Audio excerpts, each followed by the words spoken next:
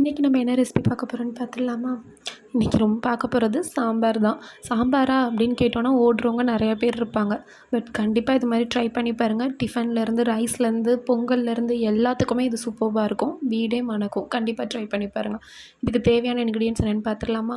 சின்ன வெங்காயத்தை நல்லா நான் தோலை உரிச்சிட்டு எடுத்துக்கிறேன். 2, 3 தக்காளி எடுத்துக்கோங்க. 4 பச்சை மிளகாய் கீரி எடுத்துக்கோங்க. கொஞ்சோண்டு கருவேப்பிலை, கொஞ்சோண்டு கொத்தமல்லி எடுத்துக்கோங்க. பருப்பு கூட நான் என்னென்ன காய் போட போகிறேன், இப்போ நீங்கள் கத்திரிக்காய் இல்லை முருங்கைக்காய் இந்த மாதிரி எந்த காய் நீங்கள் போட போகிறீங்களோ அந்த பருப்பு கூட 2, 2 காயாக போட்டு அதை ஆட் பண்ணிக்கோங்க. இப்போ நீங்கள் கத்திரிக்காயும் அவரைக்காயும் போட போகிறீங்கன்னா 2 கத்திரிக்காய் 2 அவரைக்கான்னு சொல்லி போட்டு பருப்பு கூட ஆல்ரெடி வேக வச்சு எடுத்துக்கோங்க. அந்த காயை எல்லாத்தையும் போட்டுறாதீங்க. சும்மா 2, 2 காய் மட்டும் போட்டு வேக வச்சு எடுத்து நல்லா மற்ற வச்சு மசிச்சு எடுத்துக்கோங்க. இதுக்கு இன்னுமே ஃப்ளேவர் நல்லா கொடுக்கும். இப்போ நீங்கள் அடுப்பை ஆன் பண்ணிவிட்டு பேன் வச்சுக்கோங்க. அதில் தேவையான அளவு ஆயில் ஊற்றிக்கோங்க. ஆயில் ஊற்றிட்டு நான் ஃபஸ்ட் எடுத்தோடனே சின்ன வெங்காயத்தை போட்டு நல்லா நான் வதக்கிக்கிறேன். சின்ன வெங்காயம் ரொம்ப அப்படியே முருகலாக வதங்கணும் அப்படி கிடையாது. ஓரளவு நல்லா வதங்கினா போதும். அதுவே இதுக்கு டேஸ்ட் நல்லாயிருக்கும். இப்போ நான் இது கூட கட் பண்ணி வச்சுருக்கிற தக்காளியையும் பச்சை மிளகாயும் ஆட் பண்ணிக்கிறேன். தக்காளி நல்லா மசிகிற அளவுக்கு நல்லா இது நீங்கள் வதக்கி விட்டுக்கோங்க. ரொம்பவும் கூழ் மாதிரி ஆக வேணாம்.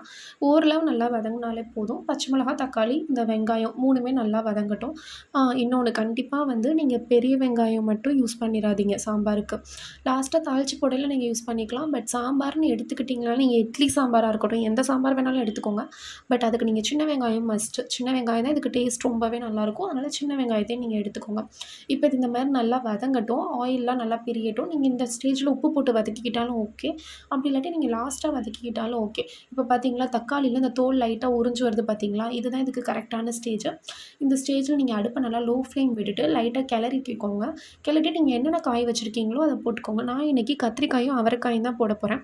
நீங்கள் இதில் சக்கரை பூசணி போட்டுக்கலாம், இல்லை பெரும்பூசணி போட்டுக்கலாம். முருங்கைக்காலாம் போட்டிங்கன்னா டேஸ்ட் சூப்பராக இருக்கும். ஏன்ட்டு இன்றைக்கி கத்திரிக்காயும் அவரைக்காயும் தான் இருக்குது. நான் அதனால் அது 2 தான் போட்டுக்கிறேன். ப்ளஸ் நான் பருப்பு வேக வைக்கையிலையுமே 2 கத்திரிக்காய் 2 அவரைக்காய் போட்டு தான் நான் பருப்பையுமே வேக வச்சுருக்கேன். வேக வச்சு அது நல்லா மற்ற வச்சு நான் மசிச்சு விட்டுக்கிட்டேன். இந்த மாதிரி நீங்கள் ஒன் டைம் ட்ரை பண்ணி பாருங்களேன். கண்டிப்பாக நீங்கள் ரெகுலராக அதை தான் பண்ணுவீங்க. ஏன்னா அதோட டேஸ்ட் அவ்வளோ சூப்பராக இருக்கும். காயெலாம் நல்லா வதங்கட்டும். அந்த மேலே அந்த ராவா பச்சை கலரில் தெரியும்ல, அந்த இதெல்லாம் போகணும். கத்திரிக்காய் நல்லா ஆயிலே வதங்கட்டும். எவ்வளோக்கு எவ்வளோ இது ஆயிலே நல்லா வதங்குதோ அவ்வளோக்கு அவ்வளோ டேஸ்ட் சூப்பராக இருக்கும். இப்போ இந்த மாதிரி நல்லா வதங்கினதுக்கப்புறம் நான் 1 ஸ்பூன் மிளகாத்தூள் ஆட் பண்ணியிருக்கேன். நீங்கள் மிளகாத்தூள் கம்மியாக வேணும், காரம் கம்மியாக தான் போடுவேன், நீங்கள் ஸ்பைசஸ் கம்மியாக ஆட் பண்ணிக்கோங்க. நான் இது கூட சாம்பார் தூளும் ஆட் பண்ண போகிறனால நான் 1 ஸ்பூன் மட்டும் தான் மிளகாத்தூள் ஆட் பண்ணியிருக்கேன். கொஞ்சோண்டு மஞ்சள் தூள் ஆட் பண்ணியிருக்கேன். சாம்பார் தூள் 2 1/2 ஸ்பூன் ஆட் பண்ணியிருக்கேன். இது வீட்டிலேயே அரைச்ச சாம்பார் தூளுங்க. உண்மையாகவே ரொம்ப டேஸ்ட் நல்லாயிருக்கும். நீங்கள் வெளியில் எப்பயுமே வாங்காதீங்க. சாம்பார் தூளாக இருக்கட்டும், மிளகாத்தூளாக இருக்கட்டும், எல்லாமே நீங்கள் வீட்டிலேயே அரைச்சி வைக்க ட்ரை பண்ணுங்கள். நான் சீக்கிரமாகவே இந்த சாம்பார் தூளோட ரெசிபியும் நான் ஷேர் பண்ணுறேன். கண்டிப்பாக நீங்கள் ட்ரை பண்ணி பாருங்கள். இதோட ப்ளஸ்ஸே இந்த சாம்பார் தூள் தான். ரொம்பவே டேஸ்ட் என்ஹான்ஸ் பண்ணி கொடுக்கும். இப்போ இந்த மசாலாலாம் ஆயிலில் கொஞ்சம் நேரம் வேகட்டும். இந்த மாதிரி ஆயில் நல்லா பிரிஞ்சு வர வரைக்கும் எண்ணெயிலே இந்த மசாலாவை கொஞ்சம் வதக்கிக்கோங்க. நான் இப்போ இது கூட கொஞ்சோண்டு புளி, அதாவது புளி ரொம்ப போடக்கூடாது. சும்மா இத்தனோண்டு லெமன் சைஸுக்கு ரொம்ப கம்மியான புளி எடுத்துக்கோங்க. புளி நான் ஆல்ரெடி கரைச்சி வச்சுருக்கிறத நான் இப்போ இதில் ஊற்றிக்கிறேன். இது நல்லா கொதி வரட்டும். நல்லா மிக்ஸ் பண்ணி விட்டுக்கோங்க. உப்பு இந்த டயத்தில் டேஸ்ட் பார்த்துக்கோங்க. உப்பு ஓகேவான்ட்டு. நல்லா கம்மியாக இருந்தாலே போதும் இந்த டயத்தில் உப்பு. ஏன்னா நம்ம அடுத்து பருப்பை ஆட் பண்ணுவோம்ல, அதனால் பார்த்துக்கோங்க. அப்போ நம்ம டேஸ்ட் திருப்பி செக் பண்ணிக்கலாம். இப்போ நல்லா மிக்ஸ் பண்ணி விட்டுக்கோங்க. இது நல்லா ஒரு கொதி வரட்டும். இது ஒரு கொதி வந்ததுக்கப்புறம் நமக்கு பருப்பை ஆட் பண்ணிக்கலாம். புளி தண்ணியில் இந்த மாதிரி நல்லா வெந்துருச்சுன்னு வைங்களேன், இந்த புளியோட டேஸ்ட்டும் போய் இந்த காயில் நல்லா இறங்கிரும். நீங்கள் அதுக்காண்டி புளியும் ரொம்ப போட்டுறாதீங்க. அப்புறம் புளிக்குழம்பு மாதிரி ரொம்ப புளிச்சிடும். சாம்பாருக்கு புளிப்பு ரொம்ப இருக்கக்கூடாது. அதனால் புளி கம்மியாகவே ஊற்றிக்கோங்க. இப்போ நான் ஆல்ரெடி வேக வச்சுருக்க பருப்பை நான் எடுத்துக்கிறேன். இது கூட காயும் சேர்த்து வேக வச்சுருக்கிறேன். அது ரொம்பவே டேஸ்ட்டை என்ஹான்ஸ் பண்ணி கொடுக்கும். இப்போ நான் இந்த தண்ணியை இதில் ஊற்றிக்கிறேன். பருப்பையும் ஆல்ரெடி நம்ம வேக வச்சுருக்கிறோம்ல, பருப்பு, அந்த தண்ணி, அந்த காய், அது எல்லாத்தையுமே நான் இதில் போட்டுக்கிறேன். கொஞ்சோண்டு கட்டி பெருங்காயம் எடுத்து நான் இந்த ஸ்டேஜில் ஆட் பண்ணிக்கிறேன். பெருங்காயம் மஸ்ட்டு சாம்பாருக்கு. எந்த விதமான கேஸ்ட்ரிக் ப்ராப்ளம் எதுவும் வராமல் ரொம்பவே ஹெல்ப்ஃபுல்லாக இருக்கும். நல்லா இப்போ இதை நம்ம மிக்ஸ் பண்ணி விட்டுக்கோங்க. இந்த ஸ்டேஜ்லேயே வீடு ஃபுல்லாகவே பயங்கரமாக ஸ்மெல் வருங்க. சூப்பராக இருக்கும் இந்த சாம்பார். நீங்கள் இது இட்லி, தோசை, இல்லை ரைஸ் எல்லாத்துக்குமே நீங்கள் இதை சாப்பிட்டுக்கலாம். இது ஆல் இன் ஒன் சாம்பார்னு நம்ம சொல்லிக்கலாம். இந்த மாதிரி நல்லா மிக்ஸ் பண்ணி விட்டுக்கோங்க. சாம்பார் ஒரு பக்கம் கொதிக்கிறதுக்குள்ளே நீங்கள் இன்னொரு பேனில் ஆயில் விட்டு இதுக்கான தாளிப்பை நம்ம ரெடி பண்ணிடலாம்.